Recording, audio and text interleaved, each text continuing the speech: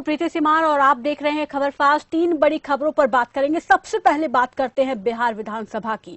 बिहार विधानसभा चुनावों की सरगर्मियां तेज हैं। विधानसभा चुनाव के लिए सभी पार्टियां अपना दमखम दिखा रही हैं। चुनाव के लिहाज से अगर देखें तो बिहार को लगातार सौगातें मिल रही हैं, जो कि कहीं ना कहीं जनता को लुभाने का काम कर रही है। बीजेपी अध्यक्ष जगत प्रकाश नड्डा 2 दिवसीय दौरे पर रहे। इस दौरान उन्होंने अपने एनडीए में जितने भी घटक दल हैं उनसे बातचीत की। उनकी कोशिश यही है कि हम चुनाव एक बार फिर से जीते। नीतीश के नेतृत्व में चुनाव लड़ा जाएगा, लेकिन घटक दलों के बीच दिखाई दे रही नाराजगी को पूरी तरीके से खत्म करने की कोशिश वो कर रहे हैं। हालांकि कुछ हद तक कम कर चुके हैं। चिराग पासवान का बड़ा बयान सामने आया है। उन्होंने साफ कर दिया है कि वो विधानसभा का चुनाव एनडीए के साथ मिलकर ही लड़ेंगे। बिहार के मुख्यमंत्री नीतीश कुमार की सुशासन बाबू वाली छवि को कोविड-19 और बाढ़ से काफी ज्यादा नुकसान पहुंचा है। लोकप्रियता कहीं ना कहीं कम हुई है। हालांकि नीतीश कुमार ने इससे जातिगत समीकरणों से काफी संतुलित करने का प्रयास भी किया है और नीतीश शरद यादव को चुनाव से पहले जहां मनाने के प्रयास में है, तो वहीं हम के जीतन राम मांझी को वो साथ ले आए हैं। और उधर राष्ट्रीय जनता दल सुप्रीमो लालू प्रसाद यादव रांची के एम्स अस्पताल से ही राजनीतिक दांव खेल रहे हैं। झारखंड में हेमंत सोरेन की सरकार के साथ उनकी लगातार बातचीत जारी है और झारखंड मुक्ति मोर्चा आरजेडी के साथ आ सकती है। हेमंत सोरेन ने लालू प्रसाद यादव से मुलाकात की और कई घंटे चली मुलाकात में चुनाव को लेकर ही चर्चा हुई है। ये कहा जा रहा है कि यहां पर आरजेडी जो है इस बार झारखंड मुक्ति मोर्चा के साथ भी चुनाव मिलकर सामने आ सकती है, चुनाव लड़ सकती है। तो यहाँ पर लगातार सियासी समीकरण जो है वो बदलते जा रहे हैं, क्योंकि फिलहाल अभी जो है दल बदल का दौर भी चल रहा है। क्योंकि चुनाव से पहले अक्सर हम देखते हैं कि दल बदल का दौर चलता है और कुछ आरजेडी के नेता जेडीयू में शामिल हो रहे हैं। किस तरीके से समीकरण बदलेंगे, इस पर हम बात करेंगे। हमारे साथ इस पर ज्यादा बातचीत के लिए वरिष्ठ पत्रकार केपी मलिक जुड़ गए हैं। केपी मलिक जी नमस्कार, स्वागत है आपका खबर फास्ट पर।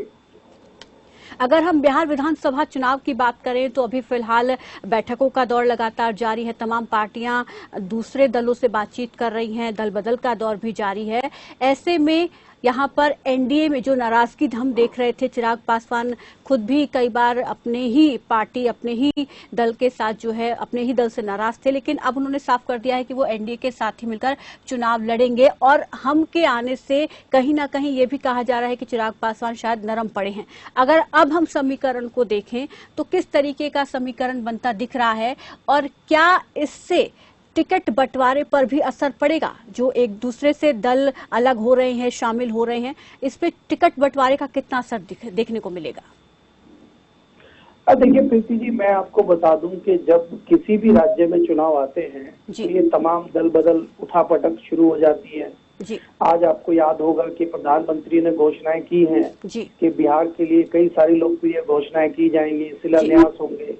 ये सब प्रक्रिया है जो चुनाव में चलती है जी। दूसरा, जो राजनीतिक दल होते हैं वो तमाम अपने दांव पेच करते हैं, तमाम पैंतरेबाजी शुरू हो जाती है। लालू यादव पुराने पैंतरेबाज रहे हैं, आपको मालूम है जी। और वो जेल के अंदर से ही कर रहे हैं। बहुत सालों से फेमस है रामविलास पासवान जो है वो तमाम दलों के साथ जिस प्रकार से गठबंधन करते हैं, पहले वो कांग्रेस के साथ गठबंधन में थे, उनकी सरकार थी, आजकल एनडीए में है, भारतीय जनता पार्टी की सरकार में है। अभी उन्होंने कमान लगभग अपने बेटे चिराग पासवान को दे दी है और चिराग पासवान लगातार अपनी पार्टी का जनाधार बढ़ाने की कोशिश पिछले दिनों से कर रहे हैं जी। बात यहाँ ये है कि पिछले दिनों में नीतीश कुमार की जो साख थी वो कहीं न कहीं थोड़ी सी डाउन हुई है और वो उनको भी एहसास है कि जो जलवा नीतीश कुमार का पिछले दिनों में था, पिछले 2 साल से उनमें वो जलवा, वो करिश्मा दिखाई नहीं दे रहा है और ये उनके सहयोगी भी मानते इस बात को। मैं एक छोटी सी घटना का जिक्र करूं, अभी 2 दिन पहले एक रैली में बताया गया कि लगातार 2 घंटे भाषण नीतीश कुमार ने दिया और एक पत्रकार के नाते अगर हम कहें उसमें से कोई खास बात निकल के नहीं आई। नीतीश कुमार जैसे पॉलिटिशियन के 2 घंटे के भाषण में से अगर 2 मिनट की भी खबर ना बन पाए तो ये एक आश्चर्यजनक बात है। तो जिस प्रकार से भारतीय जनता पार्टी के कंधे पर रख के नीतीश कुमार अपनी सरकार बनाना चाहते हैं और तमाम उनके सहयोगी शरद यादव अन्य लोगों को मना रहे हैं, उनके साथ ही जो मांझी रूट के लालू के साथ चले गए थे उनको वापस लाए, तो इससे कहीं न कहीं लगता है कि नीतीश कुमार जो है घबराए हुए हैं और उनको लग रहा है कि अगर वो सब साथ में नहीं जोड़ेंगे तो लालू यादव जो है उनको मात दे सकते हैं। प्रीति जी मलिक जी, यहाँ पर जिस तरीके से आपने बताया कि कहीं ना कहीं डरे हुए हैं, इसलिए दूसरे दलों को अपने साथ जोड़ने की कोशिश लगातार की जा रही है, चाहे हम आरजेडी की बात कर ले, चाहे हम जेडीयू की बात कर ले। लेकिन अब दूसरे दलों को अपने साथ लाना, हम ये देखते हैं कि टिकट बंटवारे पर जब टिकट बंटवारे की बात होती है तो उस दौरान पेच फंसता है, उस दौरान दल नाराजगी जताते हैं, उनकी इच्छाएं बहुत होती है कि हम इतनी सीट पर चुनाव लड़ें। तो ऐसी स्थिति में यहाँ पर क्योंकि अब हम जो है आ चुकी है एनडीए के साथ और एलजेपी लगातार सीटों को लेकर काफी महत्वाकांक्षा अपनी रखते आई है, तो क्या टिकट बंटवारे पर भी इसका असर हम देखेंगे? देखिए, बिल्कुल इसमें कोई दो राय नहीं है कि टिकट बंटवारे पर इसका असर होगा। और सबसे ज्यादा टिकट बंटवारे में अगर समझौता किसी को करना होगा तो वो नीतीश की जो जेडीयू है उसी को करना पड़ेगा, क्योंकि वो दबाव में है। उनको टिकट देने के लिए भारतीय जनता पार्टी का भी दबाव होगा, एलजेपी का भी दबाव होगा, और जो नए मांझी साहब पार्टी में आए हैं तो वो भी किसी न किसी समझौते के तहत आए हैं, तो उनकी बात को भी उनको मानना पड़ेगा। तो कहीं ना कहीं मुझे लगता है कि सबसे ज्यादा नुकसान टिकटों में नीतीश कुमार की पार्टी और उनके लोगों को ही होगा।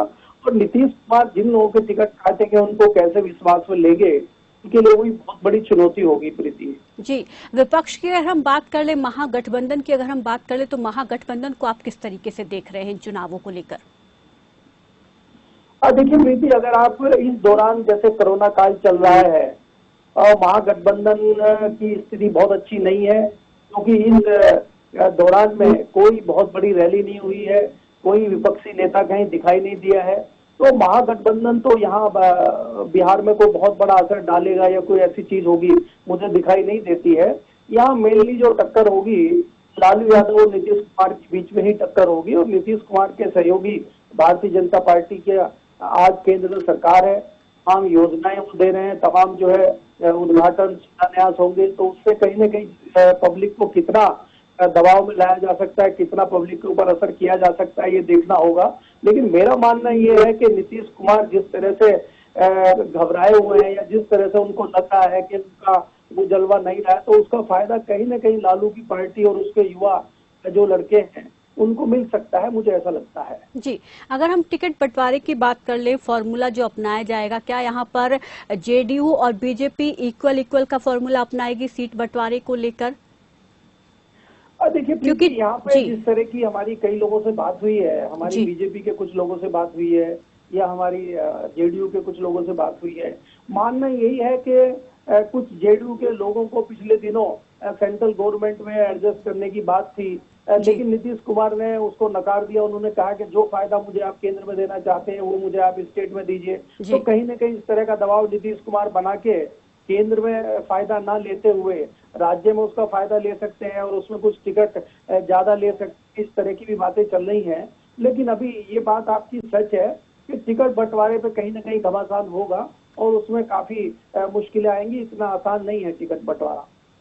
जी, बहुत बहुत शुक्रिया केपी मलिक जी हमारे साथ जुड़ने के लिए, इस तमाम बातचीत के लिए। तो पूरे इस विधानसभा चुनाव के अगर हम घटनाक्रम पर नजर डालें तो अभी फिलहाल जो है बैठकों का दौर चल रहा है, लगातार बातचीत हो रही है और चिराग पासवान को जेपी नड्डा बनाने में कामयाब हो गए हैं।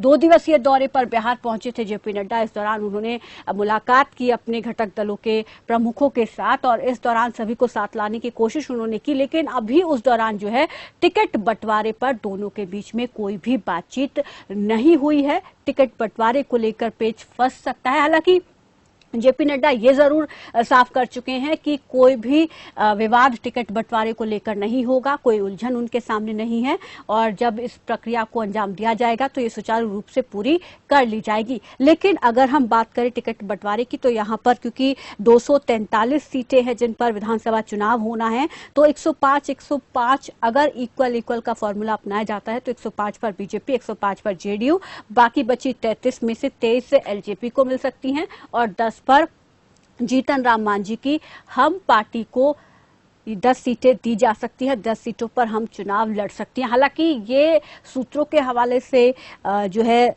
टिकटों का फॉर्मूला हम आपको बता रहे हैं। हालांकि अभी तक औपचारिक तौर पर, आधिकारिक तौर पर पार्टी की तरफ से इसका कोई ऐलान अभी नहीं किया गया है। केवल जो तमाम दल नाराज हो रहे हैं उनको एकजुट करने की कोशिश जो है वो की जा रही है जेपी नड्डा की तरफ से। खुद नीतीश कुमार जो है अपने घटक दलों को साथ लेकर चल रहे हैं और जो भी रूठे हुए हैं उन्हें मनाने की कोशिश कर रहे हैं। इस कोरोना काल के बीच में हमने ये देखा कि कुछ ऐसे पहलू आए जिसमें नीतीश कुमार की जो लोकप्रियता है वो कम हुई और कहीं ना कहीं इसका विपक्ष जो है इसमें अपना फायदा यहाँ पर विपक्ष देख रहा है और विपक्ष इसको मुद्दा बना सकता है। कोरोना काल के बीच में बहुत सारी अव्यवस्थाएं खासतौर पर स्वास्थ्य सेवाओं में जो देखी गई उसको लेकर विपक्ष ने सरकार से सवाल भी पूछे थे और इसी मुद्दे को विपक्ष भुना भी सकता है। दूसरा, सुशांत केस को लेकर भी विपक्ष यहाँ पर लगातार सरकार को घेर रहा है। तो हालांकि विपक्ष को ये डर भी है और विपक्ष ये आरोप भी लगा रहा है कि सुशांत केस को जो है मुद्दा बनाया जा सकता है एनडीए की तरफ से, लेकिन एनडीए की तरफ से साफ कर दिया गया है कि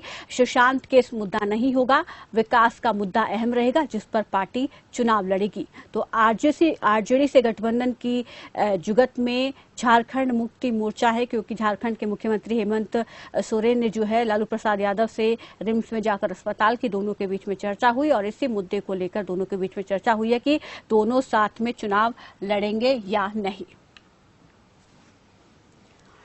फिलहाल यहां रुकेंगे एक छोटे से ब्रेक के लिए, फौरन लौटेंगे तो दिखाएंगे नीट परीक्षा का शुभारंभ। आप देख रहे हैं खबर फास्ट, तेज खबर पैनी नजर।